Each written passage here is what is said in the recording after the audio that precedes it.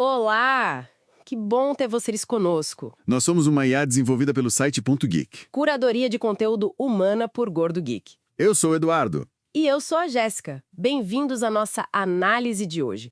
Hoje a gente vai mergulhar fundo na história de uma empresa que, olha, é quase uma lenda no mundo da tecnologia e dos investimentos. A SoftBank. Uma trajetória, assim, cheia de revoltas. É verdade, uma gigante que começou pequenininha como distribuidora de software e virou essa força global de investimento, né? Tudo muito ligado à figura do seu fundador, o Masayoshi Son. Exato. E para contar essa história, a gente tem um material bem completo aqui. Uns documentos detalhados, alguns vídeos também para dar um contexto extra. A ideia é entender como essa empresa se transformou tanto. Com certeza. E olha, SoftBank é um nome que gera muita discussão, né? Porque eles são conhecidos por apostas assim, gigantescas, super audaciosas. Algumas deram muito certo, outras nem tanto. Algumas foram fracassos espetaculares, vamos combinar. Poluição, tentar entender a filosofia de investimento deles, principalmente do som, e qual o impacto real que eles tiveram e ainda têm no mundo da tecnologia. Perfeito. Vamos começar então pelas origens do próprio Masayoshi Son. Ele tem uma história de vida bem particular, né? Descendente de coreanos vivendo no Japão, o que historicamente não era fácil por lá. Nada fácil. Ele enfrentou muito preconceito, mas parece que isso só alimentou uma ambição, assim, fora do comum desde muito cedo. Ele queria ser grande, queria fazer a diferença. E teve um momento chave que parece coisa de filme. Aos 16 anos, ele conseguiu um encontro com o Den Fujita, que era simplesmente o fundador do McDonald's no Japão. Imagina, um adolescente conseguindo um tempo com um magnata desses. E o Fujita deu um conselho que mudou tudo. Disse para ele focar em computadores e, mais importante, ir para os Estados Unidos. E ele foi mesmo, foi para Califórnia, para Berkeley. E não ficou parado, né? Dizem que ele era uma máquina de ideias já na universidade. Uma máquina. Ele criou um protótipo de tradutor eletrônico multilingüe. E não só criou, ele vendeu a patente para Sharp. Ganhou mais de $1 milhão com isso, ainda estudante.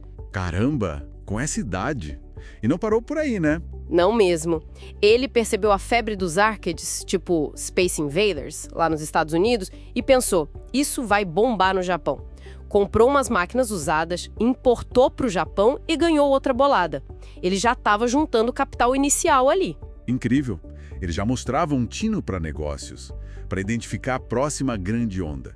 E aí, com esse capital, ele volta para o Japão em 1981 e funda a SoftBank. Exato. E o foco inicial, como você disse, era distribuir software para computadores pessoais. Era o começo da era do PC, uma oportunidade gigantesca que ele enxergou antes de muita gente no Japão. Faz sentido. Ele estava capitalizando numa necessidade crescente do mercado. Mas a SoftBank não ficou só nisso por muito tempo, né? A transição para investimentos veio relativamente rápido. Veio sim, principalmente nos anos 90. Em 1994, a SoftBank fez o seu IPO, a abertura de capital na bolsa, e já foi um sucesso, a empresa já valia bilhões. Isso deu muito mais fôlego financeiro para ele. E aí ele começou a usar esse fôlego para apostar em outras empresas de tecnologia. A aposta no Yahoo, em 1995, é um exemplo clássico disso. Nossa, super clássico. Investiu pesado no Yahoo, bem no comecinho da internet comercial, mostrou de novo aquela capacidade de sentir para onde o vento estava soprando, sabe? De antecipar as tendências. Totalmente. E durante a bolha da internet, no final dos anos 90, ele entrou numa espécie de frenesia, né? Investiu em centenas de startups de tecnologia. Uma verdadeira blitz, como alguns chamam. Foi uma loucura controlada, talvez. Ele queria ter um pé em tudo que parecesse promissor na nova economia digital. Claro que muitas dessas apostas não deram em nada depois. Mas ele estava diversificando o risco, à maneira dele. É, uma maneira bem agressiva, né? Mas aí vem um investimento que talvez tenha sido o mais importante de todos para a SoftBank. Aquele no Alibaba, em 2000. Ah, esse sim mudou o jogo completamente. Foram $20 milhões investidos no Alibaba, uma empresa chinesa que pouca gente conhecia fora da China na época. E como é que ele chegou nessa decisão? Dizem que teve a ver com a impressão que o Jack Ma causou nele, né? Teve isso sim. O Son sempre fala do brilho nos olhos do Jack Ma, da paixão dele pelo negócio. Mas não foi só intuição, não. Isso é interessante. Ah, é? O que mais teve? Ele usou dados de uma forma bem heterodoxa. Ele viu que as vendas de roteadores da Cisco na China estavam disparando. Para ele, isso era um sinal claro. A infraestrutura de internet estava crescendo muito rápido e empresas como a Alibaba, que dependiam dessa infraestrutura, iam explodir junto. Uau, que sacada. Cruzar uma informação de venda de hardware com o potencial de um negócio de e-commerce, bem fora da caixa. Totalmente. E a aposta deu certo de um jeito espetacular. Aqueles 20 milhões de dólares se transformaram em mais de 130 bilhões de dólares no pico. Foi um dos maiores retornos sobre investimento da história. É um número que até custa acreditar. Mas logo depois dessa aposta genial, veio um baque gigantesco. O estouro da bolha.com, ali em 2000, 2001. Nossa, foi devastador para todo o setor de tecnologia, mas para a SoftBank, que tinha apostado tão pesado, foi quase fatal. O valor de mercado da empresa despencou, chegou a perder 99%. 99%. E o Son, pessoalmente, a fortuna dele evaporou também, né? Evaporou é pouco. Ele perdeu algo em torno de 70 bilhões de dólares em patrimônio. Na época, foi a maior perda financeira individual já registrada na história. Imagina um golpe. É inimaginável. Como é que uma empresa e uma pessoa se recupera de uma queda dessas? Parecia o fim da linha para a SoftBank. Parecia mesmo.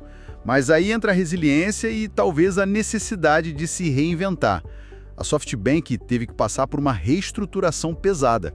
O foco mudou bastante. Para onde eles foram? O grande movimento foi entrar de cabeça no setor de telecomunicações. Em 2006, fizeram uma aquisição gigantesca. Compraram a Vodafone Japan, a operação japonesa da Vodafone. Foi uma aposta ousada de novo, entrar num mercado dominado por gigantes estabelecidos. E deu certo. Deu muito certo. Eles renomearam para SoftBank Mobile e foram super agressivos. E conseguiram um trunfo importantíssimo: a exclusividade inicial para vender o iPhone no Japão quando a Apple lançou o aparelho. Ah, isso foi uma jogada de mestre. O iPhone era o objeto de desejo. Ter a exclusividade deve ter turbinado a base de clientes deles. Exatamente. Isso, junto com a valorização constante do investimento no Alibaba, que continuava lá, quietinho, gerando valor, deu a base financeira para a SoftBank não só sobreviver, mas voltar a crescer e, eventualmente, sonhar ainda mais alto. E esse sonhar mais alto levou à criação do Vision Fund, em 2017, certo? Aí a escala mudou de patamar de novo. Mudou completamente. O Vision Fund foi algo sem precedentes. Um fundo de investimento de 100 bilhões de dólares.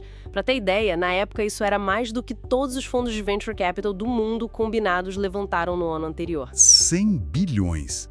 De onde veio tanto dinheiro? Uma parte veio da própria SoftBank, mas a maior parte veio de grandes investidores externos, principalmente fundos soberanos do Oriente Médio, como o PIF da Arábia Saudita e o Mubadala de Abu Dhabi. E qual era a tese por trás desse fundo gigantesco? O que eles queriam fazer com tanto capital? A filosofia do Son era acelerar o que ele chamava de revolução da informação. Ele acreditava que a inteligência artificial seria a maior revolução da história humana e queria usar o Vision Fund para investir massivamente nas empresas que ele achava que liderariam essa transformação. Empresas como Uber, Didi Chuxing. Exato. E o WeWork, Slack, Nvidia por um tempo. A ideia era injetar tanto dinheiro nessas empresas que elas pudessem crescer muito rápido, dominar seus mercados e, muitas vezes, sufocar a concorrência. Tinha até uma estratégia meio polêmica chamada de capital como arma. Capital como arma? Como assim? Basicamente, eles chegavam numa startup promissora e ofereciam um cheque enorme. Se a startup hesitasse ou tentasse negociar muito, eles ameaçavam dar um cheque ainda maior para o principal concorrente dela. Era uma forma de pressionar e garantir o investimento nos termos deles. Nossa, bem agressivo mesmo. Quase predatório, né? Empresas que muitas vezes ainda não davam lucro. Ela também tinha um risco enorme, né? Gigantesco, e os resultados começaram a mostrar isso. Vários investimentos do Vision Fund começaram a dar muito errado. O caso mais famoso, claro, foi o da WeWork. Ah, WeWork. Essa história é quase um estudo de caso, né? Investiram bilhões numa empresa de coworking que tinha uma avaliação estratosférica, mas que na verdade queimava caixa sem parar e tinha uma gestão, digamos, excêntrica. Para dizer o mínimo, a tentativa de IPO da WeWork em 2019 foi um desastre. Expôs todos os problemas da empresa, a avaliação despencou e a SoftBank teve que injetar ainda mais dinheiro para evitar um colapso total, assumindo o controle. No fim, foi um prejuízo bilionário. E não foi o único tropeço, né? Tiveram outros investimentos que também não foram bem. Vários outros. O OneWeb, que era um projeto de internet via satélite, pediu recuperação judicial. Catera, uma startup de construção que também faliu. Oio, a rede de hotéis indiana que enfrentou muitas dificuldades. A lista é longa. E teve aquela venda da participação na NVIDIA, né? Eles venderam antes do grande boom da IA generativa. Que timing ruim. Péssimo timing. Venderam em 2019. Se tivessem segurado aquelas ações, hoje valeria uma fortuna absurda. Talvez centenas de bilhões de dólares. O próprio Son já admitiu que foi o peixe grande que escapou. Uma oportunidade perdida gigantesca, especialmente para quem aposta tanto em IA. Com certeza. E essas perdas todas tiveram um impacto forte nos resultados do Vision Fund, né? Teve ano com prejuízo recorde. Sim, 2022 foi brutal. O Vision Fund registrou perdas de mais de 27 bilhões de dólares em um único ano fiscal. Foi um choque de realidade bem duro. Diante desse cenário mais difícil globalmente, como ficou a atuação da SoftBank na América Latina? Eles também tinham um fundo dedicado para cá, né? Tinham, e foi muito impactante. Em 2019, anunciaram um fundo de 5 bilhões de dólares só para a América Latina, o que foi um divisor de águas para o ecossistema de startups da região. Depois até aumentaram esse valor. 5 bilhões. Era muito dinheiro para a região na época. Onde eles investiram? Em muitos dos nomes que hoje são conhecidos como unicórnios latino-americanos. Nubank, Rappi, Logi, Gympass, Quinto Andar, Creditas. A SoftBank se tornou acionista de uma parte considerável das maiores startups da região em pouco tempo. Então, eles replicaram um pouco daquela estratégia agressiva aqui também. Em parte, sim, injetando muito capital para acelerar o crescimento. Mas depois das perdas globais do Vision Fund, a abordagem na América Latina também mudou um pouco. Eles passaram a dar mais ênfase à lucratividade, à sustentabilidade dos negócios, e não só ao crescimento a qualquer custo. A due diligence, a análise antes de investir, ficou mais rigorosa. Faz sentido. Um aprendizado vindo dos erros anteriores, talvez. Provavelmente. Foi uma adaptação necessária ao novo cenário de juros mais altos e menor apetite por risco no mercado global. Mas o impacto inicial de ter trazido tanto capital para cá foi inegável. Ajudou a amadurecer muito o ecossistema. E olhando para frente, qual é a visão do Masayoshi Son agora? Depois de tantos altos e baixos, ele continua com aquela aposta total em tecnologia? Mais do que nunca, parece. O foco dele agora é quase que exclusivamente em inteligência artificial. Ele fala muito sobre a chegada da superinteligência artificial, ASI, algo muito mais poderoso que a inteligência humana. Superinteligência. Ele acredita que isso está próximo? Ele parece convencido que sim, talvez em questão de anos ou poucas décadas. E ele vê a IA não como uma ameaça, mas como uma parceira que vai melhorar radicalmente a vida humana em áreas como saúde, trabalho, mobilidade. Ele fala da singularidade, aquele ponto onde a inteligência artificial supera a humana de forma irreversível. É uma visão bem otimista, quase utópica, considerando os medos que muita gente tem sobre IA. É o estilo dele, né? Um otimismo contagiante, uma crença quase inabalável no poder transformador da tecnologia. Ele até fala de um plano de 300 anos para a SoftBank. É pensar num prazo que desafia qualquer lógica empresarial convencional. 300 anos. É muita coisa. Isso mostra o quão única é a figura dele na empresa, né? A SoftBank parece ser um reflexo direto das convicções e da personalidade do Son. Totalmente. A empresa carrega o DNA dele. Essa audácia, essa visão de longo prazo, essa disposição para correr riscos enormes que poucos correriam.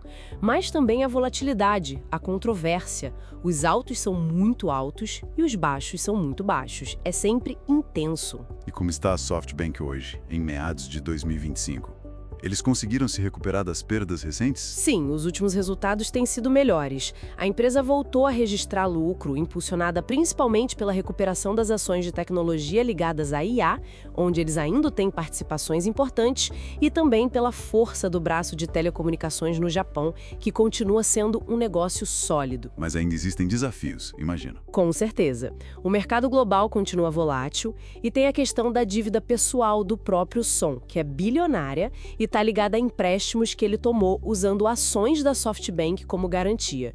Isso sempre gera alguma apreensão no mercado. Indy, e o foco principal continua sendo o IA. Sem dúvida, o Son já anunciou planos de levantar mais 100 bilhões de dólares, especificamente para investir em empresas de semicondutores e infraestrutura para inteligência artificial, principalmente nos Estados Unidos. A aposta dele continua firme nessa direção. Bom, para a gente ir fechando, qual seria o legado da SoftBank até agora? É uma história complexa com luzes e sombras. Muito complexa. Por um lado, não dá para negar que a SoftBank mudou para sempre a escala do jogo no mundo do venture capital. Eles mostraram que era possível apostar muito mais alto e aceleraram o desenvolvimento de muitas tecnologias e empresas disruptivas. O impacto no financiamento de startups foi enorme. Verdade. Eles elevaram a barra, né? Exato. Por outro lado, os métodos agressivos, as perdas gigantescas em algumas apostas e a centralização quase total das decisões na figura do Son levantam muitas questões. É um modelo sustentável? Essa abordagem de capital como arma ainda faz sentido na era da IA, que talvez exija mais colaboração e ética? Fica essa pergunta no ar, né? Se essa forma de operar, tão ligada a uma única pessoa e a um apetite por risco tão extremo, é o melhor caminho para o futuro do investimento em tecnologia de ponta? É algo para se pensar. Definitivamente. O legado da SoftBank ainda está sendo escrito, e com Masayoshi Son no comando, pode ter certeza que ainda vem muitas reviravoltas por aí.